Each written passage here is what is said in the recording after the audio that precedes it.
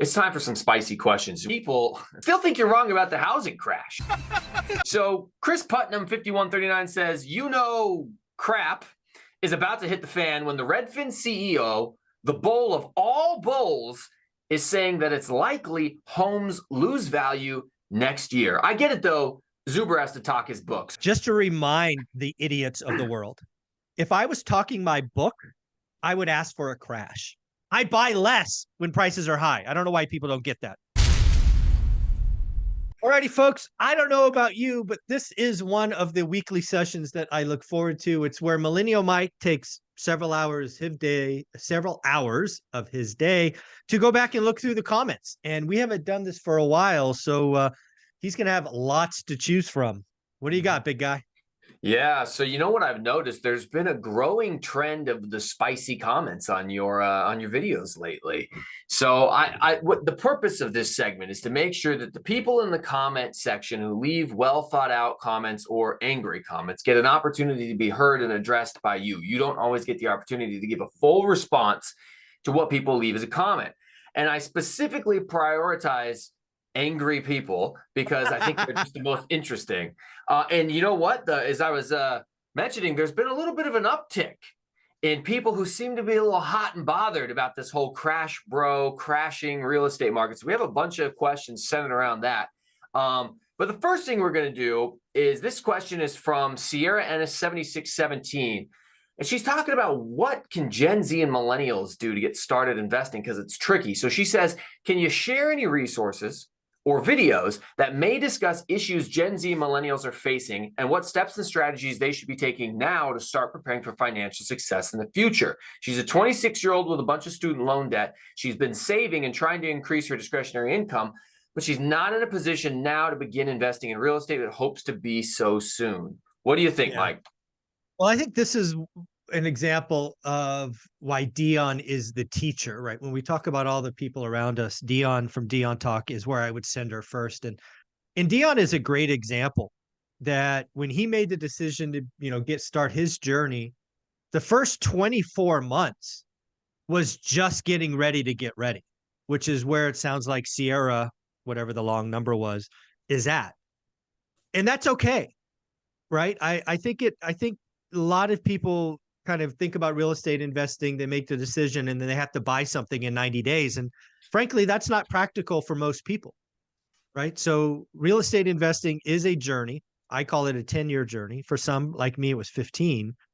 But the first 2 years may just be getting educated, maybe structuring debt, maybe saving down payment, might be understanding what your credit rating is or credit score is. So there is a lot of things. And then what I've seen a lot of folks do is they find a way to get a little side hustle money. And I didn't even know you could do this. Dion has told me many times he played, I think it was World of Warcraft. He had his kids play it. They got all these electronic goodies and they sold them for like real money. And, and then there's Casey, Brick by Brick Wealth, who made the decision to real estate invest and started doing crafts on Etsy. The reality is it's expensive today. Lots of people are living paycheck to paycheck. As Anna Kelly has told us repeatedly, you've got to live below your means, but sometimes you have to increase your means. So, I don't know Sierra's story in detail. I know plenty of people in their 20s with student loan debt that want to get started that feel like it's not possible. I would tell her couple of things. One is it's absolutely possible. I wrote a book called 15 Conversations with Real Estate Millionaires because there's umpteen million ways to get it done. And then that book has 15 stories. There's a lot of people that want to do it and could do it with side hustles. It is absolutely possible. I hate the attitude of, hey, I'm young, I've got debt, I can't do it. Bullshit. Lots of people in worse situations than you did it. Just understand it might take for 4 years, Dion had one purchase. It was a house hack. And he's financially free in like 8 years. It's okay. This thing does compound. So I would tell her to cut herself some slack, look at her debt profile, figure out where if you're paying 25% on credit card debt, pay that shit off because it's a 25% return. I would challenge you to think about a side hustle or changing jobs or something. There are ways to extend your income. But I would tell her there's plenty of people that got started in worse situations. So be encouraged by that. It's never easy. It's never been easy for anybody that I know to become financially free, but it is possible. So believe in yourself. Dion and I did a live stream yesterday, and one of the things that we always love to talk about is while we're reading through the comments that are coming in, we can pick out the individual contributors leaving comments. We remember when you first joined the channel. We remember you not having any rentals. Now you have one. Now you have three. Now you have four. It really does come down to just spending the time necessary, learning the market, and then not giving up and surrounding yourself with people who are going to get you across the finish line. So, and I know your channel is filled with people leaving comments, as I read them all, about how you've helped them get rental properties over the years. Yeah, it keeps me coming back, all the positive comments. So if I've helped you and sent you a card, leave notes below. Make sure it's even I need to have the battery recharged. So leave positive comments. I see all the spicy ones, but we can also leave positive comments. It's okay. Well, we'll get to those spicy ones in just a minute, but another question on sort of the new investor phenomenon that maybe Sierra would like. This one comes from Kyle Dorn, longtime listener, subscriber, messages me on Facebook all the time. He says, thanks, Zoob. What are your thoughts on bringing on some new investors again? I love seeing those videos. Or maybe the three amigos talking about a bunch of mistakes they made starting out. I've had some problems over the last month. Seems like I'm always learning while making mistakes, some of which were slightly avoidable, but not all. Seem to be getting whacked over the head with completely different things all at once. So, Zuber, what are some new investor mistakes that you made? What advice would you have for Kyle? Yeah. So first and foremost, I did respond to Kyle directly, and we're trying to schedule something so he can share with the world what he's going through. Because I think it's very important for folks. So know that hopefully is coming in the next couple of weeks. I don't think we scheduled this week because he was busy, but maybe next week. So that's that. Second, I want to remind people, I've said this so many times, and maybe I need to say it more. My first 5 years sucked. If you read my book, One Rental at a Time, my very first rental almost killed me. Right? We were almost out. Then I go out and do a cash out refi and create an alligator. Then I go out and fire 5 PMs. Right? It's the first 5 years suck. You're learning. So I've made plenty of mistakes. I've trusted the wrong people, which seems to be one thing Kyle did. I didn't double check. I didn't follow up. I didn't manage expectations. I believe bullshit stories. Yes, it's the cost of admission, man. And it does help being in a group of other people that can say, yeah, I gotcha. FYI, I remember talking to Kyle, maybe it was a year ago when he was talking about what he was doing in, I think, his third market. I'm like, dude, get your ass out there, go see this thing. And he mentioned that, that was something he should have done sooner. And I'm like, well, I kind of told you. So it's just, you just don't know what you don't know. And until you're in the game, you don't know, right? I played sports my entire life. So, going up against a pitcher who throws a mean fastball and a curve, that's tough. And you don't know until you get in there. You could practice all you want, but until you get in the game and you get that first, fastball and follow up by a curve that almost, buckles your knees, it's tough, right? So, yeah, you got to get in the game sometimes. Well, when it comes to new investors, I used to be the resident expert on being the new guy. But here's the thing, at least for those of you who maybe haven't seen me on Mike's channel before, I was his second ever interview. I interviewed with him a couple of days after I closed on my very first house hack in 2018. As of last week, I just hit my 5-year anniversary of investing in real estate. 5 years. And in the policing world, I'm a police officer. You're a rookie for the first 5 years. After year 5, you're considered a seasoned veteran, or at least not a rookie anymore. Anyways, I have gone from broke to millionaire, 0 to 15 rental units in that 5-year period. And I think Kyle's right. Hey, hold on. In 5 years, you've gone from 0, right? I remember the picture of you in that key. You look like you were 16 years old. Thank you. And you're now a millionaire? Yes, sir. You just let that slide by. It's like, oh, I'm a millionaire now. But I mean, right? when I'm sitting in here next to you, just getting outshined. I mean, no big deal or I'm not saying anything. That's I don't, awesome. I don't have Congratulations. a book yet. We can work the, on that. the moral of the story that I was trying as I was sitting here just apparently praising myself shamelessly. The moral of the story is I think it's very, very important to always try to keep people coming and telling their stories who are closer to the starting point. Because my starting point was different than your starting point, which was different than the Lumberjacks or Dion's. We all started in different years, which had different problems. And there's people starting in 2023 and now 2024. Keeping those new people coming on, like Kyle, to share their stories is important. So I'll be looking forward to that video. You know what, folks? If you are new and let's say you're under 5 years, let's say under 3 years, and you have to be open to sharing your story. Reach out to me below or reach out to Mike. We'll get some stuff scheduled. I would love nothing more. I would love nothing more than record 10 unique stories. It would be awesome. If we could do more than that, all the better. So leave comments below. Let us know your game. Sweet. Yeah. Reach out to Mike on Instagram, or if you contact me, I'll put you in contact with Mike. All right. It's time for some spicy questions. We have a lot. There's some people who are pretty upset down in the comments. So believe it or not, people, this may come as a surprise, still think you're wrong about the housing crash. So Chris Putnam 5139 says, crap is about to hit the fan when the Redfin CEO, the bull of all bulls, is saying that it's likely homes lose value next year. I get it, though. Zuber has to talk his book. So what do you think about what the Redfin CEO has been saying, Zuber? Two things. I want to go to his last comment first. Just to remind the idiots of the world, if I was talking my book, I would ask for a crash. I don't benefit from prices up here. I can't buy just like you. All my debt's fixed. All my stuff cash flows. So I give a rat's ass if the prices come down. So I would love a crash. If I wanted to grow a YouTube channel, I should talk. It's just not what I see. I have enough. And I just tell you what I see. So let's get that out of the way. I am not talking about, I buy less when prices are high. I don't know why people don't get that. They're just idiots, I guess.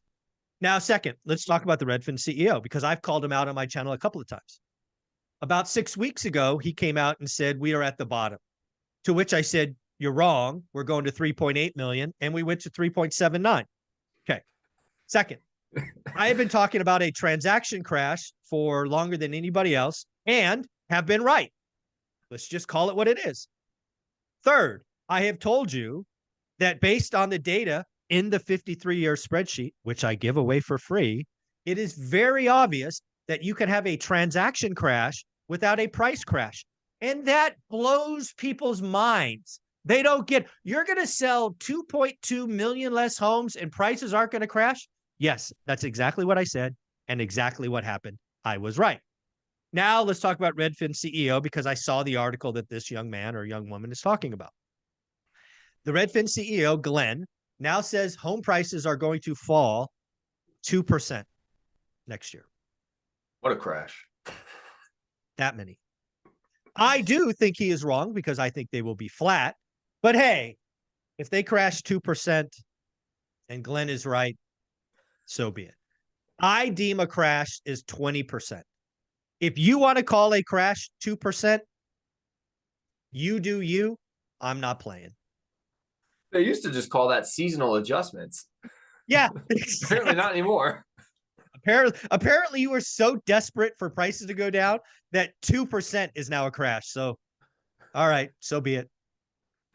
Oh man. All right. Well, sticking on topic, we have Jared Rose 9228 says, I love it. New housing prices dropped by 18% year over year. No problem. The houses are 100 square foot smaller, but yet Zuber neglects to mention the additional unreported concessions. Housing inventory is still going up into December. Just don't mention it. I will say it is important to look at how housing bulls spin things, and even more importantly, topics that they ignore. Last year, when prices were decreasing at an alarming rate, he never even broached the subject whatsoever. Did you miss the alarmingly low correction in prices last year, Zuber? No, man, I love having receipts. You can go back and watch my videos from, I think it was November and December and January, where I was having people on the channel talking about losing 6 figures and all of these things. So no, I don't ignore things. Second, I think it is hilarious. I mean, like legitimately hilarious that people think I'm a housing bull. I have called housing flat for 3 to 5 years. I have called transactions below 4.5 million. I don't think I'm a housing bull at all. But just Hmm. because I don't want to jump on the bandwagon of a 20% crash, I'm a bull, which is just complete nonsense. Just so that's that. Second, Ugh. let's talk about new homes. New home sales falling 18%. Go look at Reventure Consulting. He created a huge video about it, like it's the end of the world. It's not. New home sales are different than existing home sales because builders can change the mix. Go and look at the mix of what was sold this year versus last year. It's smaller. In fact, a lot of sales have gone from single family homes to townhomes and condos. Mhm. So we are seeing an inventory mix. But yes, when you look at the totality of the numbers, it's down 18%. But that really means nothing. It means it's a product mix thing. What else did he talk about? Oh, inventory. He's absolutely right. Inventory was going up into the end of November. It has now rolled over. Inventory fell 10,000 last week. I look every week, so it's not like I don't see these numbers. I have talked about it on my channel. On the daily financial news for the last 3 or 4 weeks, I have talked about, usually on Monday, about, wow, inventory is still up. And oh, by the way, new inventory was up 7% last week. That's where the crash bros stop. Yep. I Yep. talk about everything else, which this jackass clearly doesn't understand. Active inventory down 6% year on year. So okay, yeah, new listings up, active inventory, total inventory down. Mhm. I then remind people I have receipts from last year. What happened last year in November? The world stopped. So what we have is an easy compare. If we listed 3 new homes last year and we listed 4 new homes this year, it went up 25%. That's just the law of small numbers. The housing market in the winter, which is the months we are in, is very seasonal. This year went longer. But oh, by the way, let's talk about this. Rates have fallen almost 100 basis points. Inventory fell 10,000. Active inventory fell 10,000 last week. So if we're going to talk about the whole picture, so at the end of the day, what I get annoyed by Crash Bros is essentially what this guy's accusing me of talking about one fact. I don't talk about one fact. I tell the whole story. And just because it doesn't feed your nonsense, that's not my problem. If you want to sit on the sideline and be a renter and stay broke, that's on you. Mhm. The key to getting wealth is clear, owning assets. It is hard today. It is tough today, but it's not impossible. So you do you, I'll do me. Well, speaking of assets, we'll take a quick break from all of the Crash Bro hate, though we do have a few more questions from these individuals. Speaking of assets, something you haven't commented on in a while is something that a lot of people are talking about as things get a little more uncertain, and that's crypto and Bitcoin. So from Ricky Romero, 8716, he says, Mike, haven't heard you talk and wanted to know what your thoughts are on Bitcoin. Do you consider it digital gold or digital real estate since there is a limited supply? Again, I would be very clear. I took 1% of my net worth in, I want to be accurate. I want to guess it was 2019 and bought Bitcoin, Ethereum, and then 2 other altcoins that essentially have gone to zero. 90% of my money was either Bitcoin or Ethereum. I own more than a single coin of Bitcoin. So I'm whatever that's called. I bought them because I have some friends around me that are all in. And I'm like, I don't really get it. I trust these guys, but I don't get it. So I'm going to take 1% of my net worth. I'm going to buy these things in a week's time because I did a little, averaging over a 7 or 10 day period. And I haven't changed. I've kept them. They're an insurance policy for me. I'm up, I don't know, 100% or so from when I bought them. And it's just an insurance policy for me. I'm not adding, I'm not selling. Um, I think if I were to pick between those two, they're digital gold to me. Um, they're not really real estate. They don't cash flow. They don't do these things. But yeah, to me, they're an insurance policy. And this is what I think's coming, frankly, when the ETFs come out. is you're going to have guys like me that are worth, 7, 8, 9 figures going, you know what? I need to diversify. I need to change my risk profile. Let me take 1, 2, 3, 4% and buy some of that. 'Cause if I lost 1% of my net worth today, it's going to be bubbly squat to me. But, sometimes insurance policies pay out. And if that 1% goes up, 1,000%, that wouldn't suck. Well, then that would mean you what, 10x your net worth? That'd be That pretty would good. that wouldn't be bad. That'd be okay. Yeah. Yeah, not too bad of a deal right there. I can even do that math. Yeah, Bitcoin is very controversial. It's an interesting thing. I think the technology behind it's very sound. The blockchain technology is incredible. I think the idea that we'll need to move to a digital something makes a lot of sense as we move into an ever increasing digital world. Will it be Bitcoin or something else? Will governments step in and try to interfere or control or legislate? Possibly. All of that stuff's still being figured out. But I think what a lot of people get wrong with Bitcoin is they talk about the values and what causes values to go up and down. And it should be tied to the reverse of the dollar. And it really hasn't been. It's really kind of followed more closely along with like the values of tech stocks and things like that. But I think the one thing that most people don't consider when it comes to Bitcoin and its value is the percentage of the population that's adopted it. If you actually look at how many people start downloading something like Coinbase or Binance, different exchanges, as the adoption and education and knowledge around cryptocurrencies go up, the value seems to go up. It seems to just go up, fall, but then hold constant. Go up, fall, hold constant. This is not an endorsement of investing in it. It's just saying that if you got a limited supply of anything and more people start to want to buy it, price probably will go up. Yeah, to me, that's the network effect is what you're really highlighting there. And I agree. I mean, I took 1% of my net worth, which was not inconsequential, and put it on it. Right. All right, let's hit another Crash Bro question. And this one is about how you were riddled with cognitive dissonance, Mike. So this is from Sean Dory, 2906. He says, it's so weird that according to this guy, there won't be a crash, and yet there's going to be huge opportunities for first-time investors in the coming years. This is totally illogical. I think this guy doesn't want to crash because he doesn't want to give other Americans the opportunities that he had. Wow. If you know anything about my story, one of the things that I only do is I try to get more and more people on the property ladder, jackass.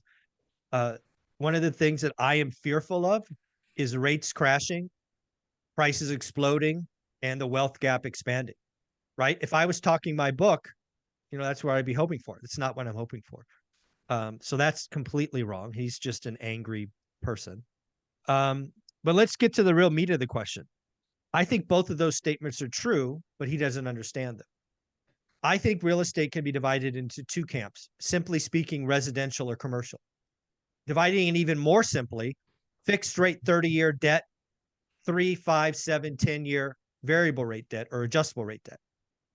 I believe, given the setup of 97% or whatever it is, fixed rate debt, an effective interest rate currently at 3.7%, 90% of people below 5%, yada, yada, yada, it ain't coming to residential. I believe there will be tremendous opportunity in commercial. And commercial starts, if you don't know it, 5 units or more. I believe there will be opportunities to buy directly from banks. There are people doing strategic defaults. I just watched an amazing interview on Bloomberg about somebody they're doing jingle mail for apartment buildings, right? Here's an example. You buy an apartment building for $100 million in 2018. Let's say 2019, $100 million. At that time, you put $25 million down. You have a loan for $75 million. You fast forward 5 years, the term comes up. Guess what? Rates are higher, values are down. This is a real example. That building that was worth 100 is now worth 45 million. So at $45 million, your equity is gone. The bank is upside down 30 million, but it gets worse. If you want to keep that building, the bank's not going to loan you 45 million. They're going to loan you 70%. So you also have to come up with another 13. So you have to perform a cash in refi of like $50 million. Ouch. You're not doing that. You're going to give the building back because shit, the building's only worth 45. You let it go and buy it back for 45, you're ahead. So I think there's going to be tremendous opportunity in commercial. I think there will be great opportunity in luxury. right? Because that's off. And I think there'll be some towns that get hit with Airbnb regulation that will have some second home opportunities. But first time home buyer homes in most of the country, there's just no supply and they're not building anymore. So I don't know what you're talking about. I don't know what this guy's talking about. Mhm. I think people just they try very hard to make what they think will help them the reality. And I understand the frustration. We're going to kind of wrap up with two more questions that key into this a little bit more. We're going to go over one more topic that I think is got a lot of people worried about getting started investors or getting started investing. This one comes from Ryan Vertucci 7943. He says there is a massive crash in rental rates that has accelerated since August. Inventory and days on market for single family and multifamily rentals are extremely high. The rental crash is very real. It is happening as we speak, and it is nationwide. People are waiting to sell until interest rates go down, and they're trying to cash flow until then. The demand is not there. Mike, have you experienced this with rental rates coming down and it taking longer and longer to get properties rented? So I have no idea what this guy's talking about. Again, like we talked about earlier, I think there's two markets for rentals. I think there's the multifamily stuff, like let's call it 20 units and above. And then there's single family homes.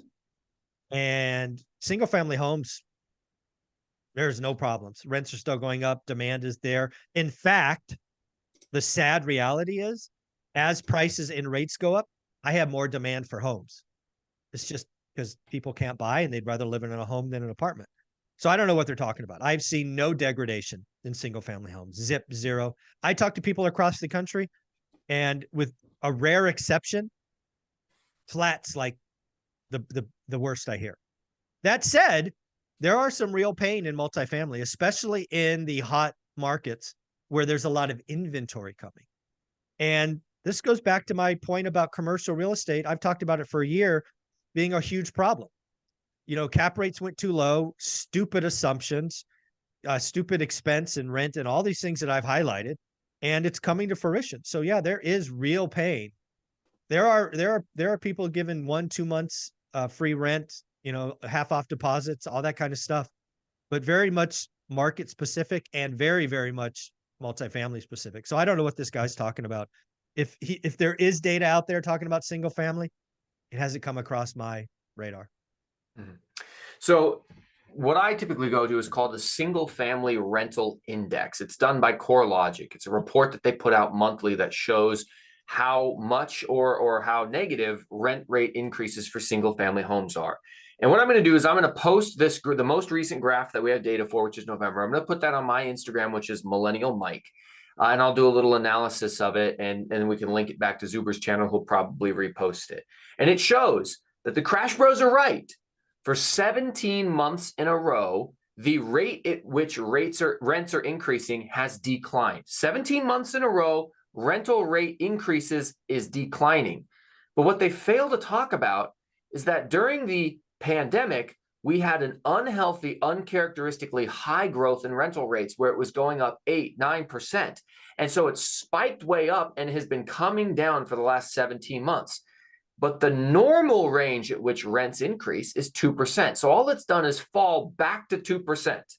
It has not gone negative. I want to say that a different way. We have had 17 months of declining rental rates that are still positive. How is that a crash? Right. Seriously, what the hell? I'll post that graph on my Instagram so people can look at it if they want to. Millennial Mike on Instagram. Last question, Zuber. Bring it full circle back to what we kind of first talked about. This one's not a crash broke question. This one's just an overall sentiment that I'm seeing from reading multiple questions. It's an amalgam, and I worded it because I was trying to put a bunch of things in one. This is the elephant in the room. Your channel is about how to help people get started investing one rental at a time, but it starts with number one. You teach a skill, how to build a buy box and analyze a market to find average, good, and great deals. And then you encourage your listeners to only buy great deals. But the housing and rental market is so tough right now. Nothing seems to cash flow in most markets. And if it does cash flow, the yearly return is a pathetic 2 or 3%. Some of your followers have been looking for up to 12 months at this point, like you used to do, or like you did when you started, but with no results. It seems like what worked before is not working now. What should they do? And is there anything they should change? Well, there's a couple of things in that. First and foremost, there's been several times in my journey where we did the work and didn't see the returns. So you're not alone. It happens. Um, I have said repeatedly that the last 12 months have been the hardest of my career. So I'm right there with you. I'm not changing. Um, Second or third, I want to remind people, I spent the first year, 2002, learning my skill in the Bay Area. At some point, I had to step back and ask myself, do I really want to do this? It doesn't work here. Let me go to another market. That's a hard choice because the only place I'd ever lived for 50 years was the Bay Area. I didn't know anyone. I didn't have a network. I didn't have a rich uncle. I didn't.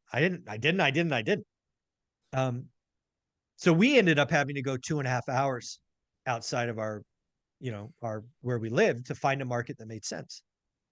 And once we did, we were off to the races. Dion spent a year and a half trying to find his next deal. He didn't find it until he went 30 minutes outside his comfort area. So like if you can articulate with confidence what a good or great deal is in your market, and you've been doing this for more than 6 months, certainly a year, I think you have to step back and go, is there some place close to me that might offer better returns?